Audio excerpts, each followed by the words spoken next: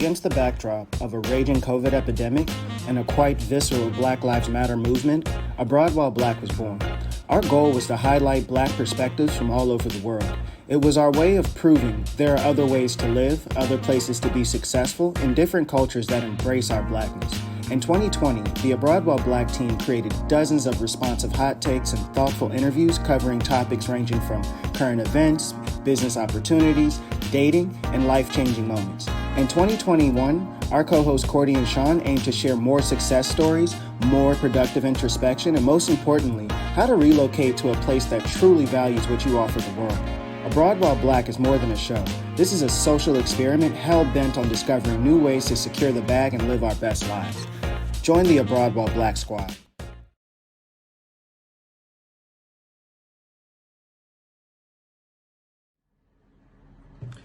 Hello, hello, hello, Abroad While Black squad. We're back together again. I am your host, Sean Burrows. As you always know, I am passionate about building an economic bridge between Africa and her diaspora. I focus on operations, tech, and investment. And today, we are getting into remote work, telecommuting as they call it. If you follow the last snippet, I kind of gave you an introduction into the entire course that we're going to cover for this month. But this time we're going to focus on more of the nuts and bolts, or the original question, the original sin. Should I work remotely or not? Should I have my team working remotely or not? Am I capable of working remotely or not? These are key questions.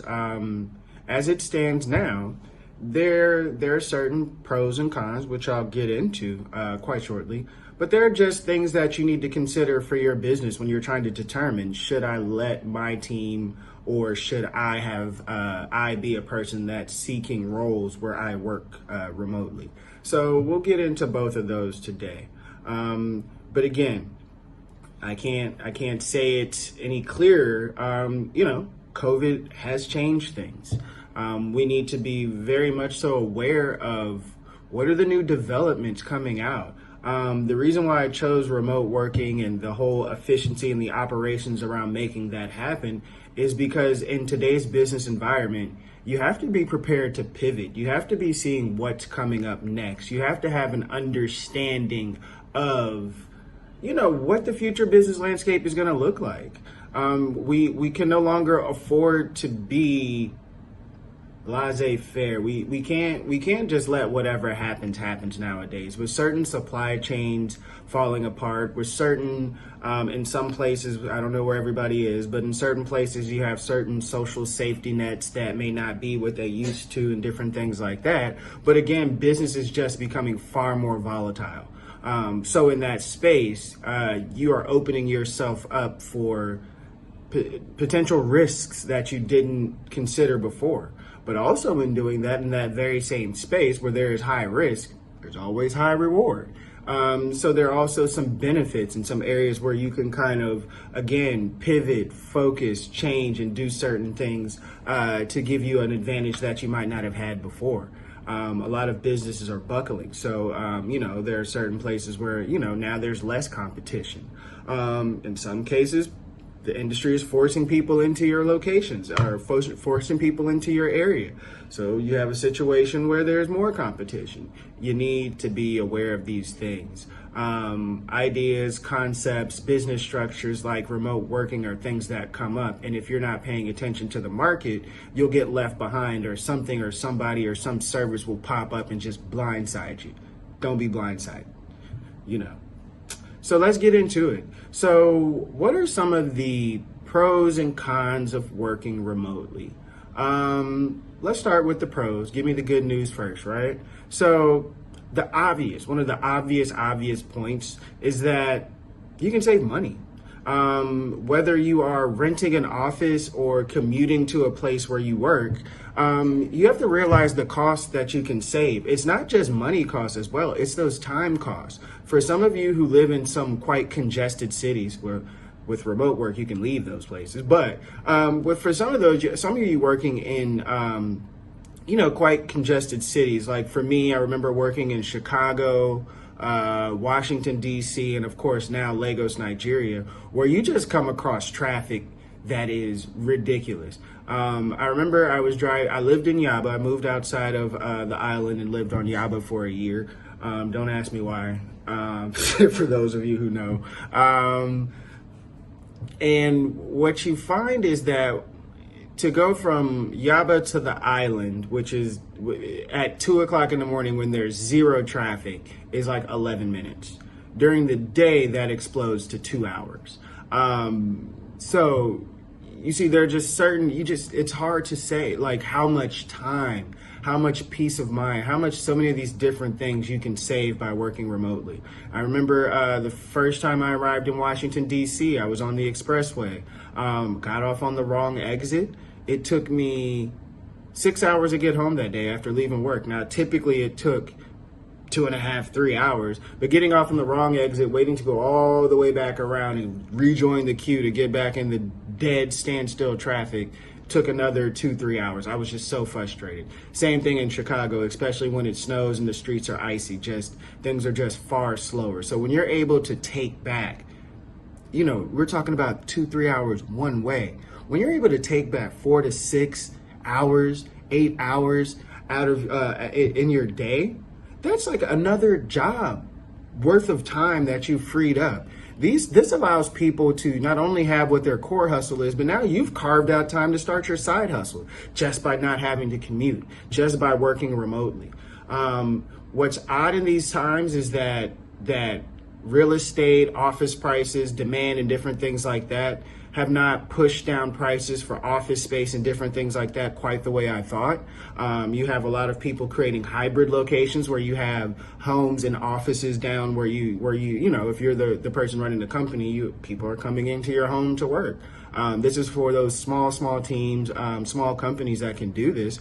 But again, people are already trying to find a way to save money. Working remotely is a really quick way to do that.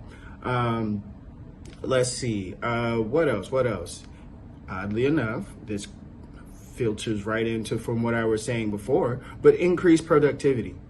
It makes sense now more so than it did before, but your productivity increases because for those of us who are smart when we're working remotely, you have the opportunity to create the environment that you want. You can work in the space you want, how you want, and certain times you pick your times where you're most effective, where you're most awake.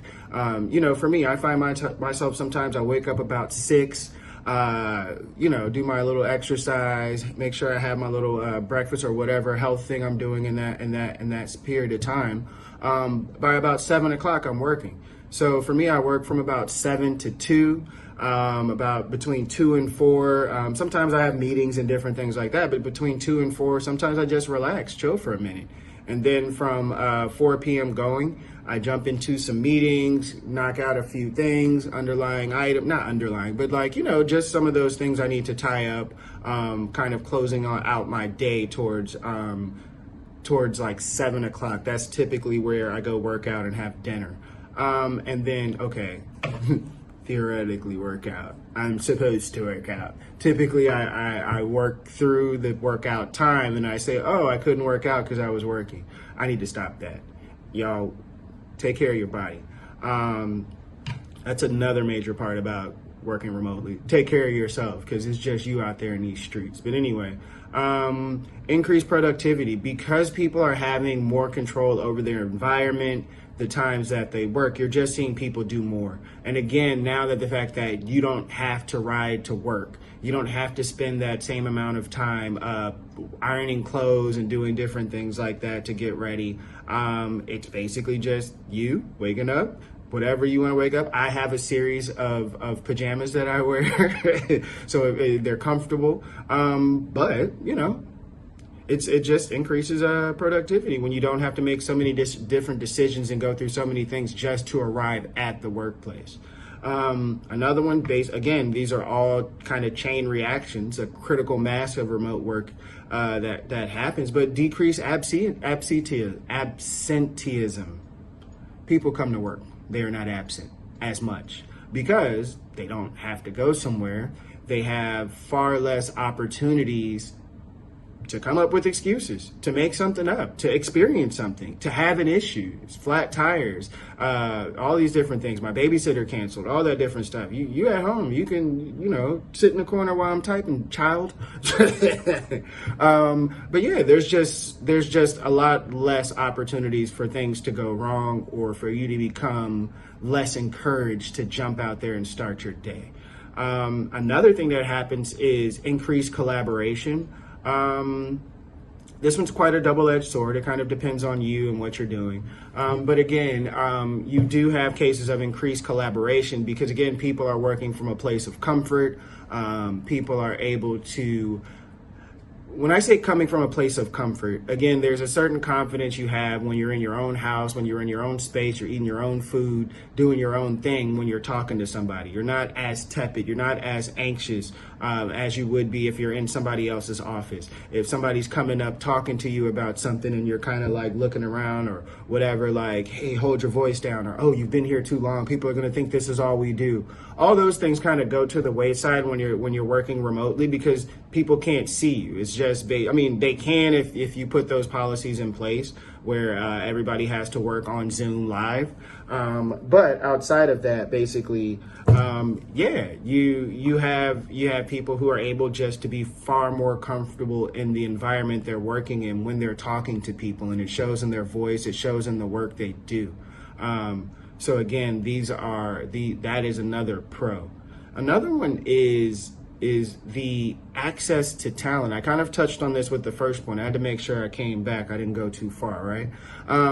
But access to more talent and more tools. What I mean by access to more talent and more tools, when you're working, when you have an opportunity to work remote, let's say there may be somebody that if you're a company owner, if you're the boss, there's so much talent that you now have access to that can be at any corner of the world as long as they can deliver on their objectives. You can talk to people from anywhere. They can submit their work and do their things from anywhere. And this opens you up to many advantages.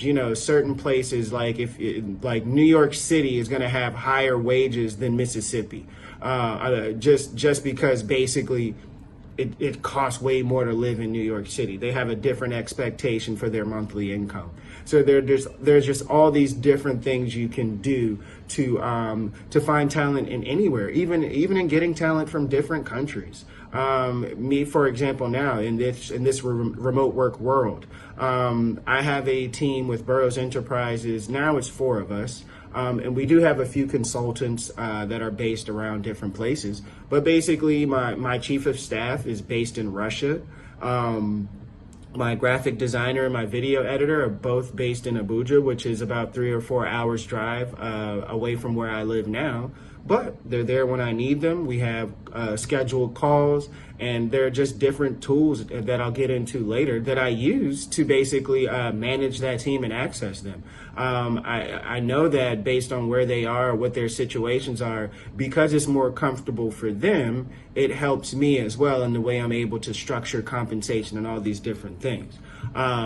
It becomes people who are freelancing, you have these situations where you just have rolling jobs that you kind of go into. So it's easier for those people who are working hard and you're working remotely. You can have 2 or 3 jobs and nobody even know.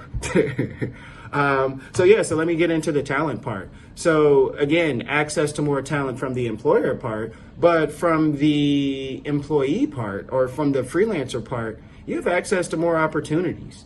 You can start working in more places. You can expand your job search knowing that you don't have to necessarily relocate if they decide to say yes. Instead of you depending on one job that pays you, you're not commuting, you're not going here and there, all these other different things. So again, remember, some places it takes 3-4 hours to get home one way in traffic. So now that's 3-4 hours. That's another full-time job you can have and earning money, working remotely. Another thing that this is kind of a secret for those who are freelancers and working remotely, the tools and the help and the people you have access to. There's been so many situations that because I'm working remotely, I'm able to call a friend and say like, hey, I made lunch. or even if it's in the evening, hey, I got a couple of cold beers. Can you come over and help me look at something? Can you help me walk through something really quickly? Like, and nobody knows. And again, it's not a bad thing to have people help you. But you're way more concerned with how it looks. You're in the office like, well, if they know somebody that doesn't even belong here, doesn't work here, is allowed, and they come in, it's just going to look weird. Don't do it. It'll look weird, or you can't do that. So, but at home you can. At your designated workspace, you can. You can have any number of people come and help you. There's any number of different tools, tips, tricks, and different things you can use to get the job done that are not inherently bad. There's nothing inherently wrong. It's just something you'd prefer people not see you doing. Maybe you like to work with your shoes off. I mean, all these different things. But again, you have access to more tools because at this point, you're controlling your environment. So now we can't just paint the prettiest picture and not tell the truth. So there are obvious cons. And oddly enough, some of the cons are the same thing as the pros. But, you know, again, some certain things are double-edged swords. So in working remotely, one of the major cons that you're going to have with as both an employer and an employee is work-life balance. It's different now when you have an office environment and people are like, all right, you work 9 to 5. Different things like that. There's a different expectation they have for outside of work hours. Sending messages and emails and different things like that before 9 a.m. Emails, responses, meetings, and different things after 5 p.m. All of these things tend to start happening based on people sliding into working into schedules and time frames that naturally work for them. People's workflows. So for example, with one of my companies, Ingressive, our natural workflow, I'm trying to correct this now, but we just found that more people started aggregating and responding and doing things on one of our communication channels towards 5, 6, or 7 in the evening. And things are kind of quiet earlier in the morning or earlier in the day. Nobody said these are our work hours. It just kind of happened. Now, what happened in the beginning is that, well, what I said in the beginning, what happens is I still start early in the morning and I still work on my stuff and do my things. But now certain people who are collaborators on certain projects and different things now are available, and they wake up and they start doing stuff and giving me access to things I might have needed earlier in the day or the next day at a certain time. And, you know, if it at first, that's not a problem. It doesn't bother you. But over time, you start finding out that you're tired. You start finding out that you're always working. It starts creeping into your other parts of your life because now you're just available at any point because you're more so just responsible for getting the job done. Make your boundaries. Some people do not make boundaries. In those cases, these are people that get taken advantage of, just being honest. These are people who are susceptible to burnout, depression, loneliness, all of these different things that happen when you're working remotely. If you're not adept at drawing your boundaries, if you as the employer do not draw boundaries that are respectful for the work-life balance of your employees, these are the things that you'll come across. Sometimes, I said, this is another con. I said collaboration is something that happens more. It could also be something that happens less. People's time frames and work schedules do have to be aligned. And many times you do have to set up saying that, all right, we do work remotely, but these are the hours I expect you to be available. So for my team, we do work outside of the hours, but I expect you to be available at least between 10 and 4. Be available. That's what we expect. So again, it's not the typical 8-hour plus a lunch break day.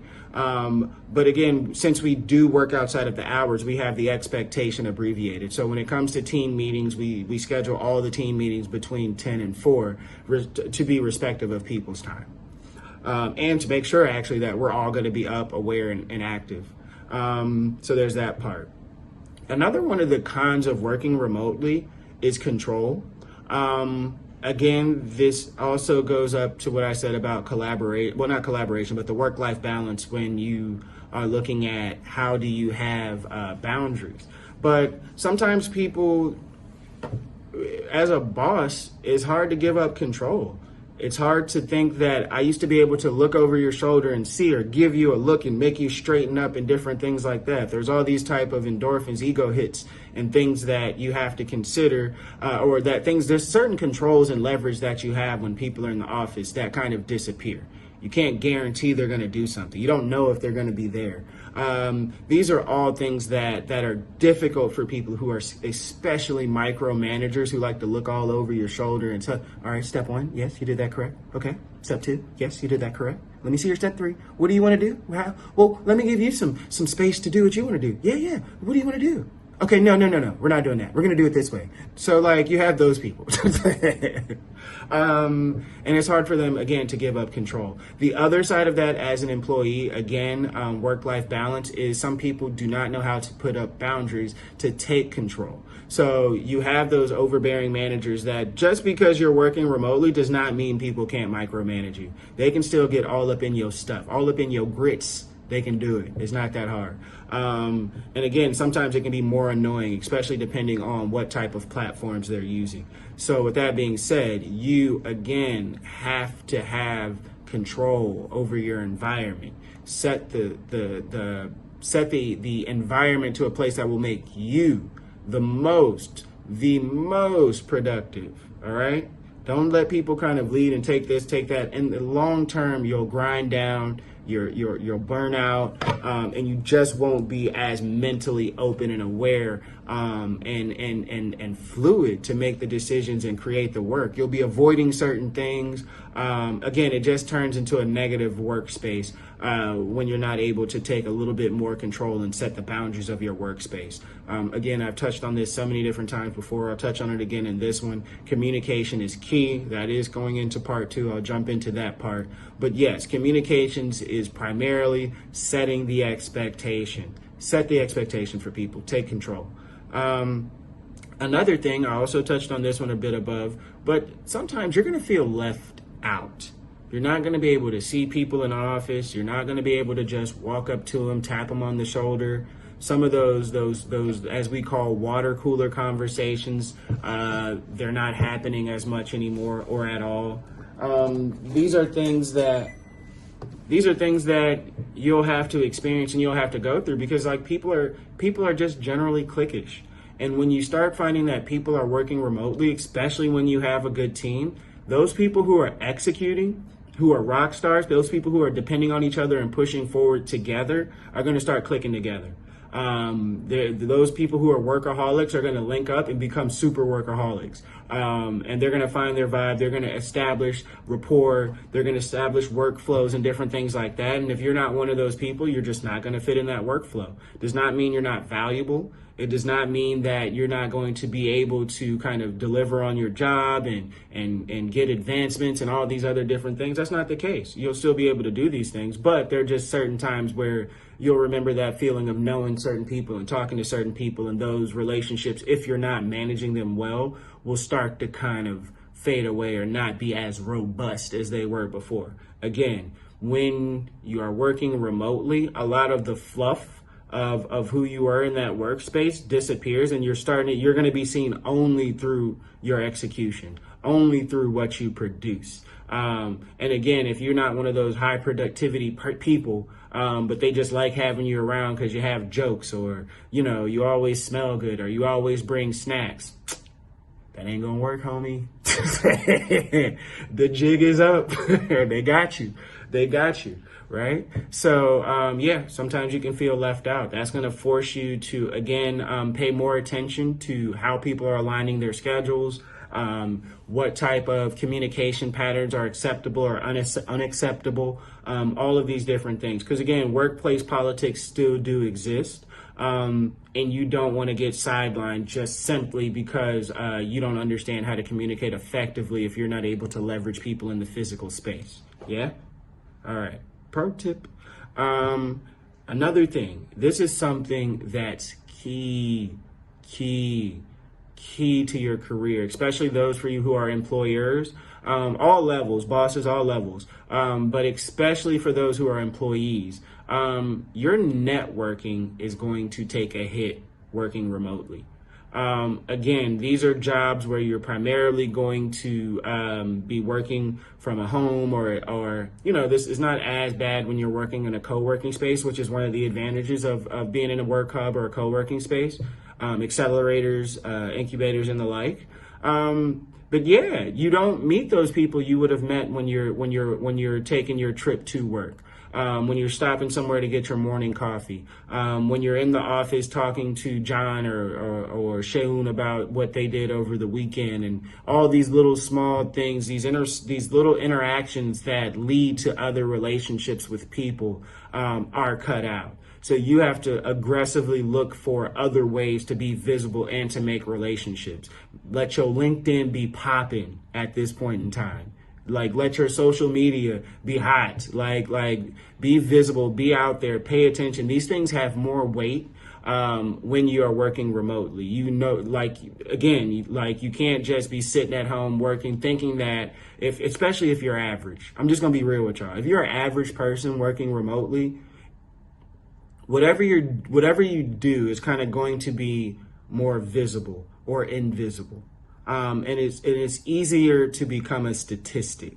So again, it's not just the external networking with potential new employers or different things like that. It's internal networking as well. Building relationships with people where they can help you with certain things. Your boss knows what you're doing or knows how to put you in certain positions. You as a boss, you may lose that connection, that rapport, that team spirit, all those things. This is that internal networking again. All of these different things you used to do, pats on the shoulder, little small prizes and surprises and different things like that you use to get people amped up.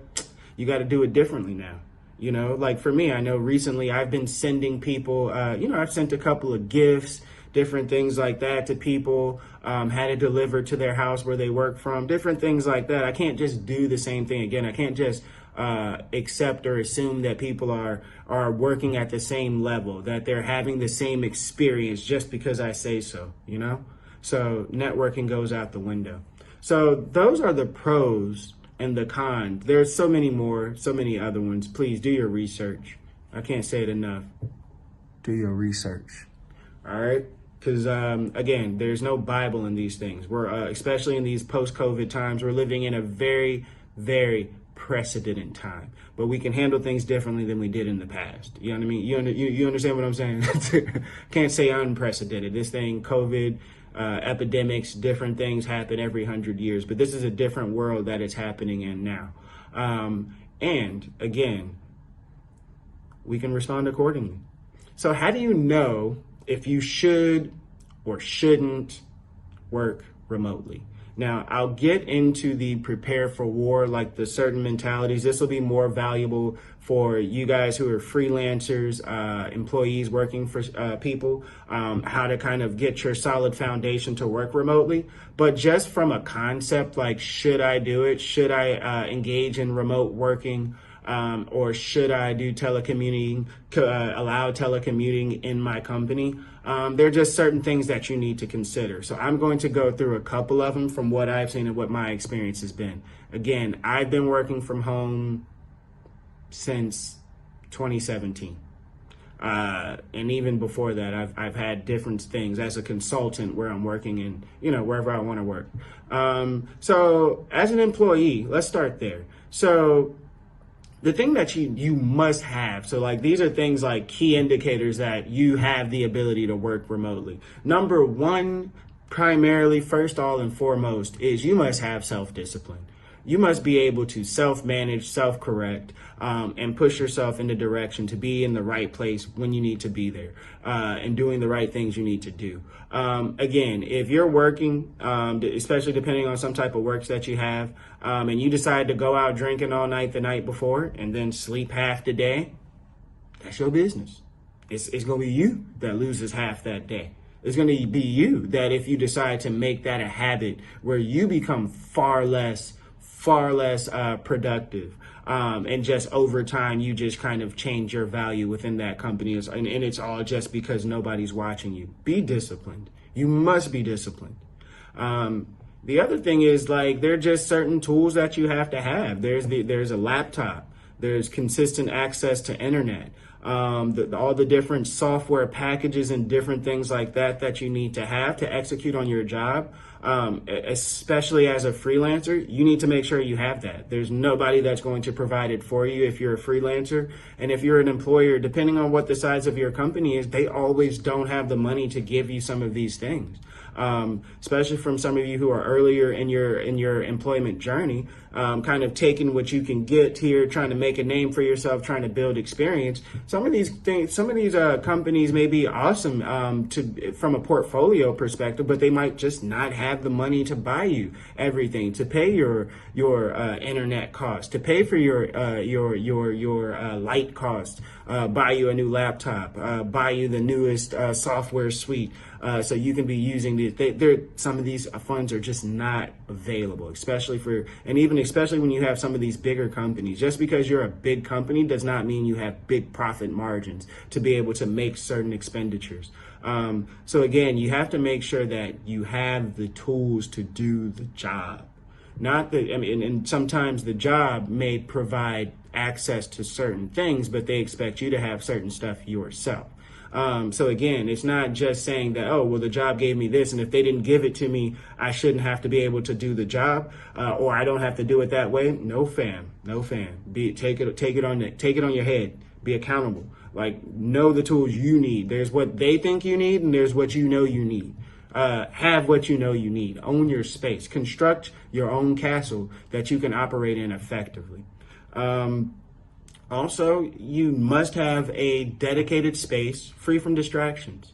You can't have one of these noisy offices. You can't be working at the homeboys hangout spot where everybody's in the living room playing PlayStation and stuff, and you think you can just open up your laptop and you're just going to be there undistracted working.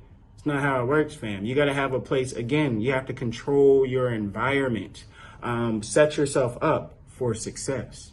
So that one's pretty self-explanatory. So I know I touched on earlier discipline, but priority is also something that you must have. Again, I'll go into that one in the following weeks on some different tools you can use. How do you measure whether something's more important than another thing or not? I'll definitely help you with that process. But again, you have to be able to prioritize, especially in times when you have remote working. People can't see how busy you are. They can't see how busy the times are, and they assign work accordingly.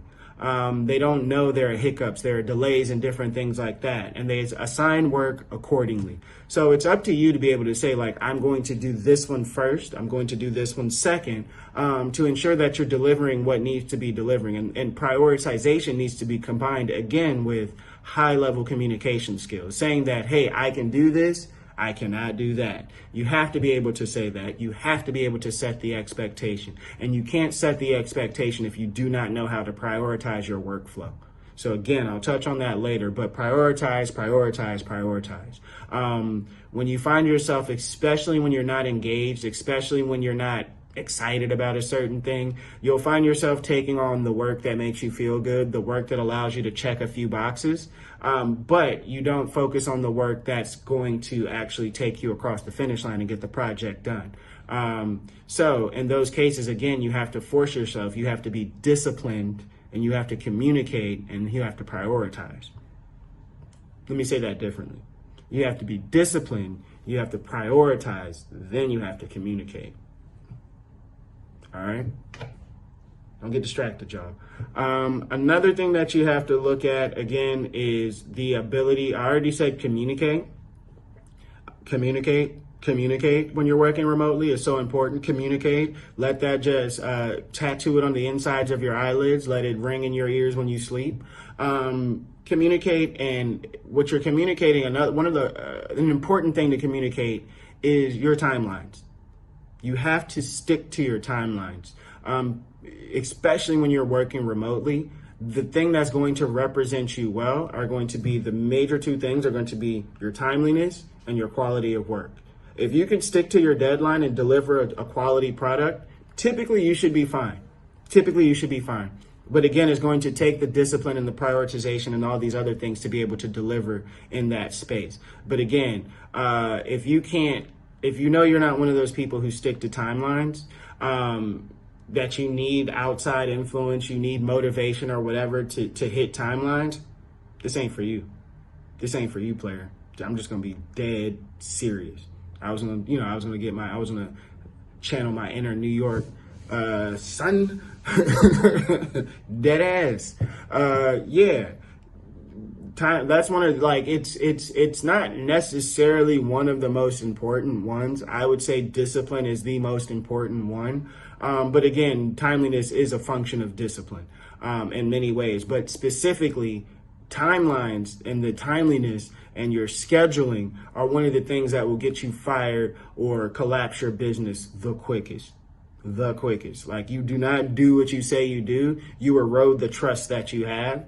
And remote work in many ways is built on trust, or the lack thereof, depending on what technical tools they put in place. But again, it's quite important. So if you are a boss, you're a business owner, and you're looking at, should I let my team transition into working remotely? There are things that you need to have in place where if you don't have these things in place, do not consider transitioning into a remote work structure. So before I say this, just keep in mind that you don't have to have your entire company work remote. Just when I say there's so many different hybrid structures. I'll get into that later. But again, just bear with me on this. So the things I'm about to say now need to be in any and every business.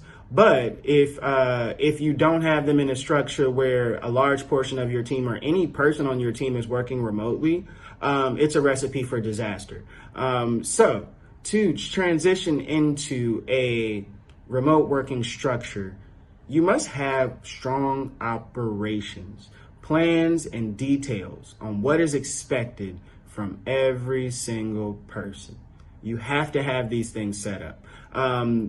By not having operational structures, what you have is you basically destroy and kill your productivity. People are not going to be held accountable because you haven't told them what they're supposed to be doing. You don't understand how long it takes for certain things to get done, so you're not forecasting your time correctly when you're coming up with dates on delivering whatever product or service that you are providing. Again, all these things start becoming issues. They start becoming problems if you don't have a strong operational foundation. You'd be surprised how many companies right now are operating with no business plan. I don't know how this is possible. Again, you have to have certain structure in place. You don't just say go work remotely and it just happens. It doesn't happen that way. Like, you really have to create policies. The same policies, rules, and different things that you had in your company before, they don't always fit a remote working environment. And then if you have both a physical structure and a remote working structure, then you need to have policies for both. Again, don't get yourself set up for failure by just not having a good understanding of, this is what you're going to do, this is how you're going to do it, and this is what I expect to happen at the end of you doing what I say, how I say it. They have to know. Now, again, remote working gives them the opportunity to kind of freestyle and find their own ways to do stuff. But again, they should be freestyling and finding their own ways to do stuff based on the structure that you have provided them. So let's see, what else? If you have strong existing timeline for all the different elements of your business, things need to be timed out. You need to say, like, hey, I need this by this time. You just need to know the times of execution. How long does it cost to make something? How long does it cost to produce something? How many days do you give people? You need to know that, like, that's why I love some of these different tools. I'll get into this later, but there are so many of these different tools, like Asana, for example, where you have a task that you say, this is a task, this is when it's due, this is a person that's going to do it. But you also have things that are saying, like, another task depends on this one. Once this task gets done, somebody gets pinged to know it's time for me to take this.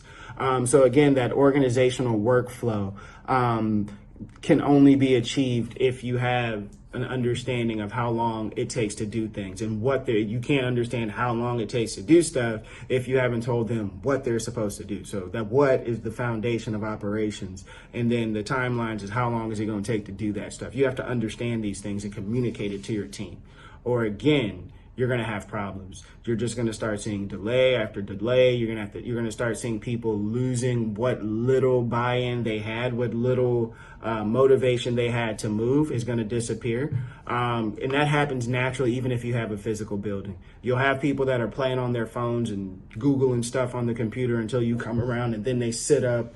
Yeah, that's a sign that you don't have strong operations. Also, what you need to have is a strong training culture. When you're working remotely, you need to have a mechanism or a system in place where you train and teach people how to do things as the job changes.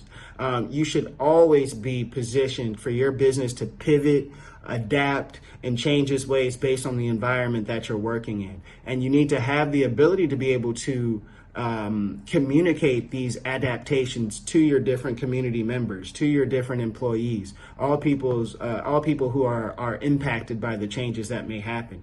You need to have a deployment strategy for these things. And in understanding that training and different things like that, how to upskill your people, how to continue to have your company grow in experience and execution.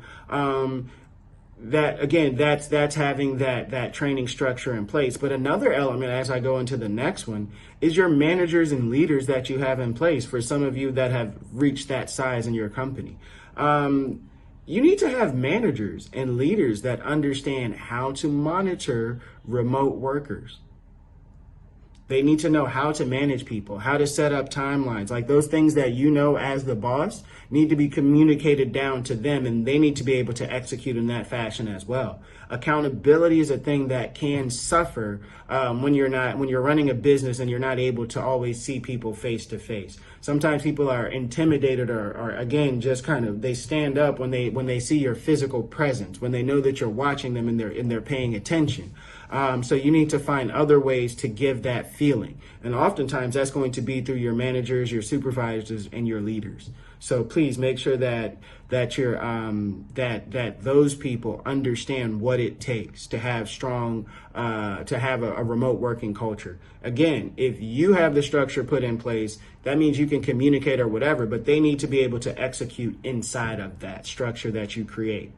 Or they're just going to break it down from the inside out by accident.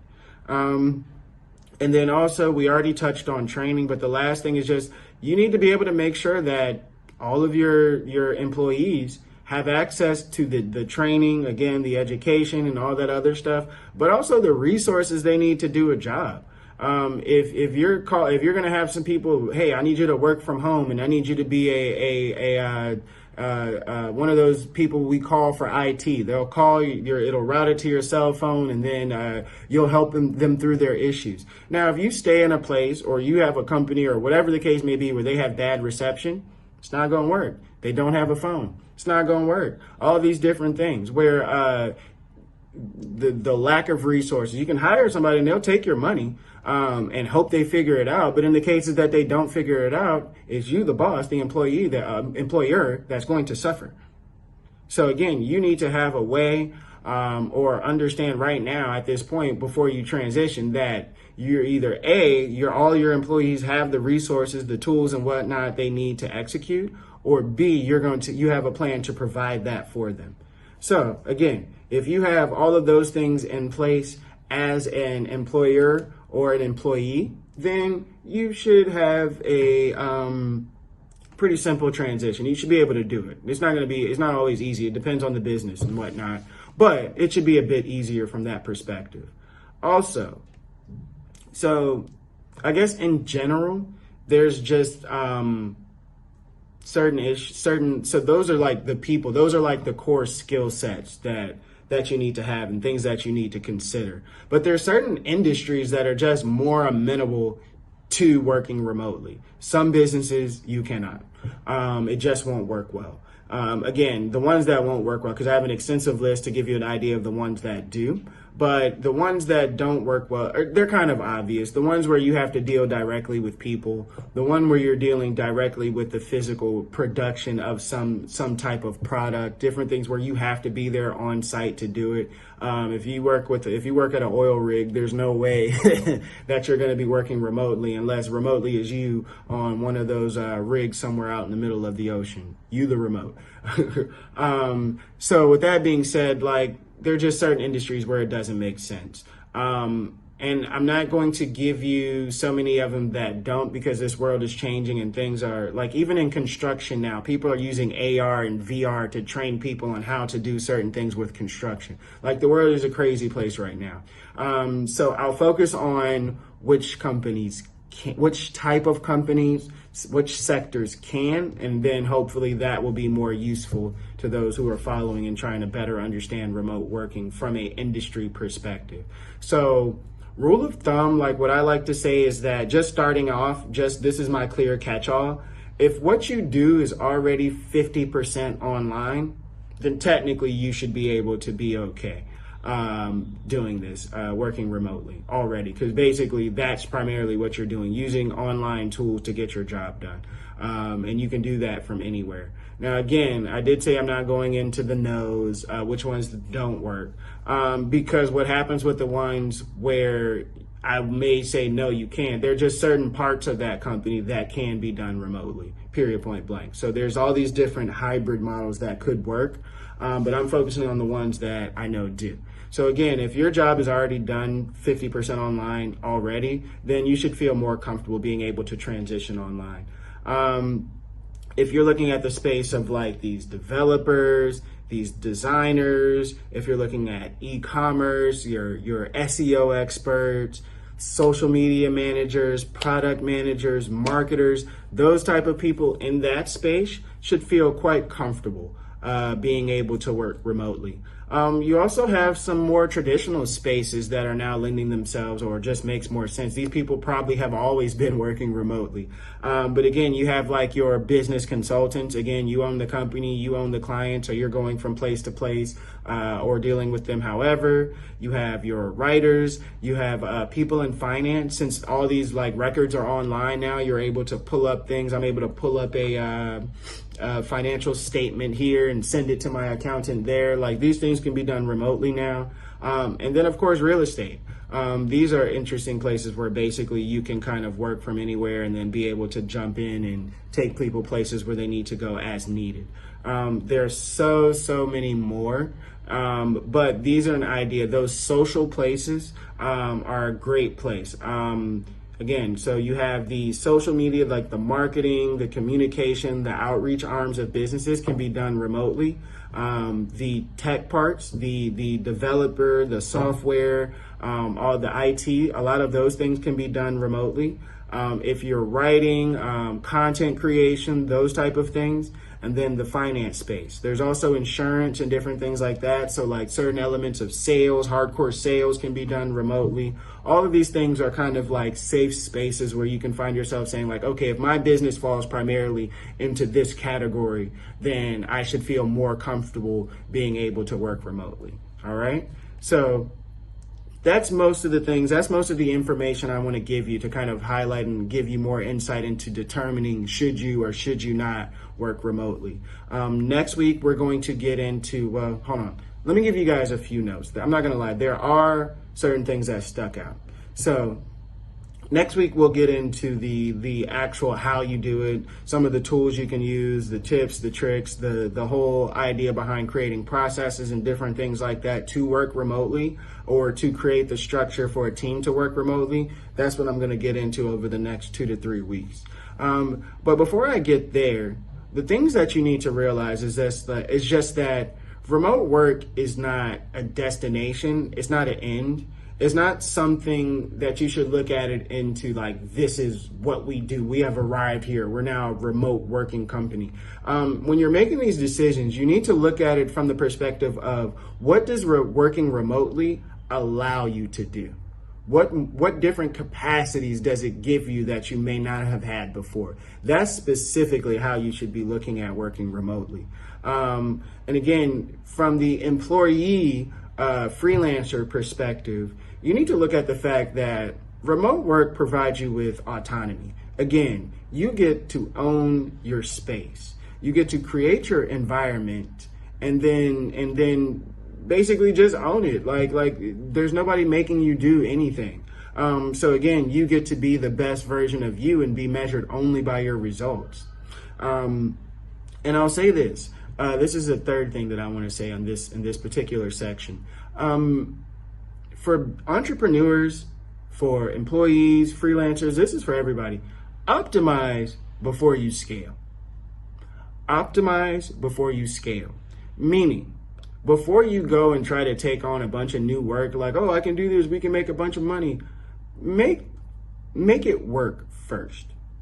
Set up your structures. Make sure that things are moving the way they're supposed to move. Look at certain processes. Make certain changes to understand that you have a well-oiled machine before you try to start putting more pressure on what may be a broken system. So optimize before you try to grow. All right? Another thing, document your journey. This is more for the freelancers and the employees. When people aren't able to see you, they don't always know what you're doing. And then you also have dishonest people who will try to claim your results. So whether they request it or not, from the employee perspective, like be able to create like weekly reports or something that logs what you're doing. So you're able to provide this to people just in case somebody comes and says like, hey, what exactly is it that you're doing? Because Karen said that she's doing your job. And you can be like, well, actually, Karen's a liar. This is what I did. This is what I did. This is how I did it. These are the times. This is how I'm spending my time. The time that you pay me for it, this is how I'm using it. And these are the outcomes that I've gotten as a result. That's the conversation you want to be able to have. Either A, be submitting on your own accord, or B, be stockpiling and storing just in case. You need to have those type of discussions. But again, if nobody's reviewing you and you're working 100% remotely, nobody's tracking your performance or anything like that, and you're working for a company, do it yourself and find ways to provide it for them. Do not, and if nobody else is doing it, you just look like even more of a rock star if you're doing it correctly. So like put those things in place and do it. Do not wait for people. Again, you're creating your own environment. This is autonomy. Don't wait for somebody to force you to do these things or ask you these questions. Do it yourself.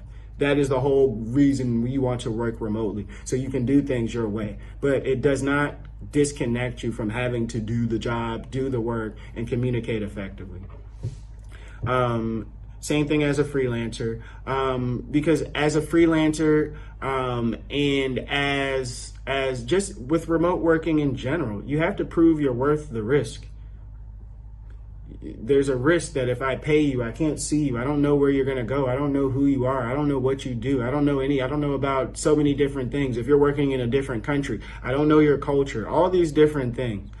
Document, document, document. It helps people become more comfortable when they have transparency. Also, I think I touched on this before. This is the last note I'll give for today, but pay attention to where the industry is going. Pay attention to where the industry is going. You will notice I repeat things that are important. Whether you want to work remotely or not work remotely, if you're working in a sector that's going remote and everybody's going remote, and I'm not gonna lie, it's assumed to be a better work environment. If you're not, once you get to a certain level, if you're that mid-level employee, not entry level, but that mid-level employee where you make enough money to be a little more comfortable, you want remote work.